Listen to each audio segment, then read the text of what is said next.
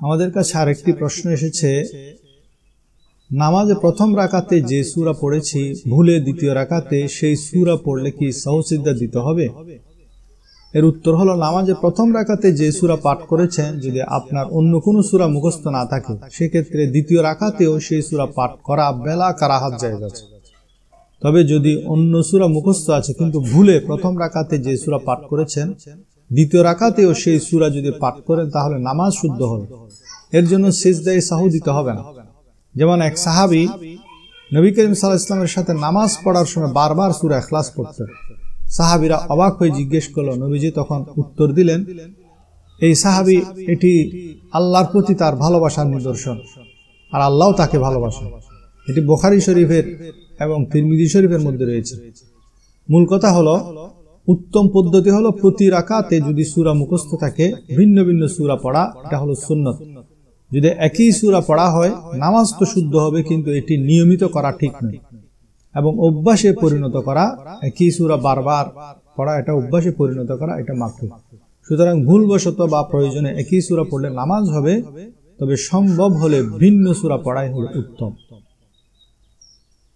আমাদের কাছে আরেকটি প্রশ্ন এসেছে, উমরায় গিয়ে হালতে হায়েজে মসজিদে নববীতে যেতে পারবে কিনা? অনেক সময় উমরাতে যায় মানুষ, যাওয়ার পরে মসজিদে নববী হুজুর পাক সাল্লাল্লাহু আলাইহি ওয়াসাল্লামের রওজা মোবারক জিয়ারতে যায়, সেই সময় তাদের হায়েজ হয়ে যায়, মাসিক হয়ে যায়। এখন তো নাপাকির হালতে সে মসজিদে নববীর ভিতরে ঢুকে প্রিয় নবীজিকে সালাম দিয়া এটা কতটুকু জায়েজ? এই ব্যাপারে আবু দাউদ শরীফের 232 নম্বর হাদিসের মধ্যে আছে, সাহাবাদের ঘরের দরজাসমূহ ছিল কিছু কিছু সাহাবার মসজিদের ভিতর দিকে, তারা সেই দিক দিয়ে চলাফেরা করত, যাতায়াত করত।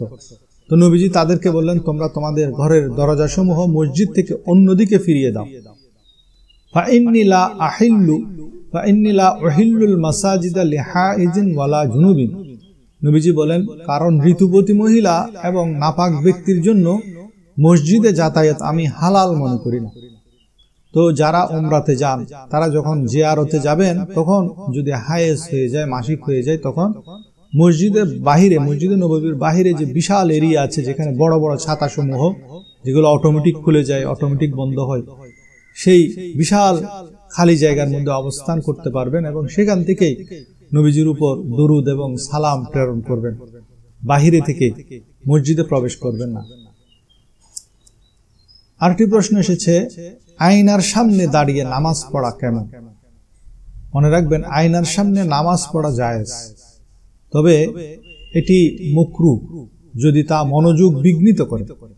অর্থাৎ নামাজ শুদ্ধ হবে কিন্তু নামাজের একাগ্রতা নষ্ট হওয়ার সম্ভাবনা থাকায় এটি এড়িয়ে চলাই উত্তম। যদি আয়না সরানো সম্ভব না হয়, আয়নার দিকে না তাকিয়ে নিচের দিকে তাকিয়ে নামাজ আদায় করবেন, চোখ বন্ধ করবেন না, কারণ নামাজে চোখ বন্ধ করাও মাকরুহ। এরপর আরেকটি প্রশ্ন এসেছে, স্ত্রী মারা গেলে স্বামী কি স্ত্রীকে গোসল দিতে পারবে কিনা?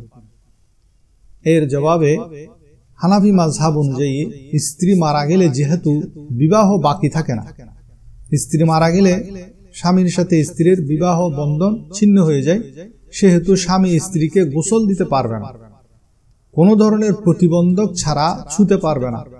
তবে স্বামী দাফনের জন্য কবরে নামতে পারবে, মৃত স্ত্রীর চেহারা দেখতে পারবে, জানাজা পড়তে পারবে এবং স্ত্রীর খাটিয়া কাঁধে নিতে পারবে। তবে শাফিঈ মাযহাব মতে স্বামী মৃত স্ত্রীকে গোসল দিতে পারবে। আমাদের হানাফি মাযহাব মতে স্ত্রীর মৃত্যুর পরে স্বামী স্ত্রীকে গোসল দিতে পারবে না, এমনি চেহারা দেখতে পারবে, কবরে নামতে পারবে, কবর দাফন করতে পারবে, তারপর খাট কাঁধে নিয়ে যেতে পারবে, জানাজা পড়তে পারবে, এসব করতে পারবে, কিন্তু বেলা হায়েল স্ত্রীকে ছুঁতে পারবে না এবং গোসল দিতে পারবে না। এরপর আরেকটি প্রশ্ন হলো, স্ত্রী কি মৃত স্বামীকে গোসল দিতে পারবে কিনা? চার মাযহাব মতেই স্বামী মারা গেলে স্ত্রী সেই মৃত স্বামীকে গোসল দিতে পারবে, কারণ স্বামী মারা গেলেও স্ত্রী 4 মাস 10 দিন স্বামীর ইদ্যতের মধ্যে থাকেন, ইদ্যতের অবস্থায় থাকে এবং বিবাহ ভঙ্গ হয় না এবং স্বামীর সঙ্গে তার বিবাহ পুরোপুরি শেষ হয়ে যায় না। সেজন্য যদি স্বামী মারা যায় তাহলে স্ত্রী সেই স্বামীকে গোসল দিতে পারবে। ধন্যবাদ। আসসালামু আলাইকুম।